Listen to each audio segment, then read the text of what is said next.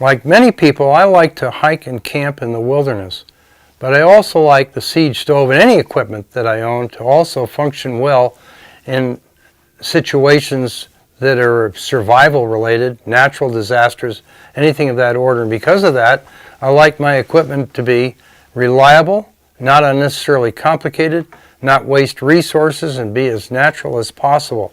These are the reasons why I prefer wood over liquid fuels or gas for a stove. Burnable wood, available almost everywhere. The firewood for camping or survival stoves is cost-free. Wood fires are more natural than gas or liquid fuel fires. Firewood and charcoal are more reliable and easily acquired, unlike fuels depending upon technology. Wood fires are romantic. They crackle pleasantly. They do not hiss like gas stoves.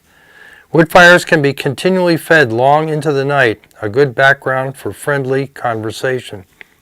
For prolonged emergencies such as hurricanes, earthquakes, tornadoes, and flooding, and for extended hiking, extra fuel canisters are not necessary to have or lug around. You do not have to cut short your stay if you do not have enough.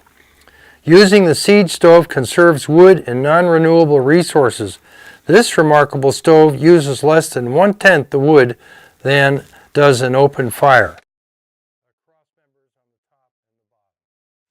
With the goal of making the ideal wood stove, after making approximately 14 different wood stoves, the idea finally came to me, why not use the common can? They're very light, strong. People call them tin cans. They're actually steel cans that are plated with tin, and they're inexpensive and readily attainable. So what I had to do then was figure out all the ideal cross members, and that really took a lot of work. Here are some of the other parts to all these pairs, plus the base. Sometimes I would just use that for fire, and they progressively got better and better, and finally, in the end, they wound up looking like this for the compact ones and the large ones. These right here are made out of stainless steel, and of course they are also made out of titanium. Now let's look at the critical parts to the Siege stove. The amazingly versatile cross members.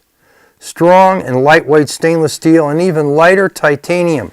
They lock into the bottom and top of common cans. They provide the stove with a stable base as well as a broad, stable platform for holding pots and pans. Basic rules for a stove that you need after a disaster. No parts that are prone to breaking down. This includes electric motors, fans, batteries, wires, etc. These extra complications cost money, add weight, and if and when there is an emergency, they can't be counted on. The new Siege stoves are as versatile, rugged, and as uncomplicated as they can be, the result of over 8 years of testing in the development of the perfect stove. The same cross members that can be used with the many sizes of common cans also can be used with the collapsible Siege flat stove, which fits into a Ziploc sandwich bag with the compact cross members.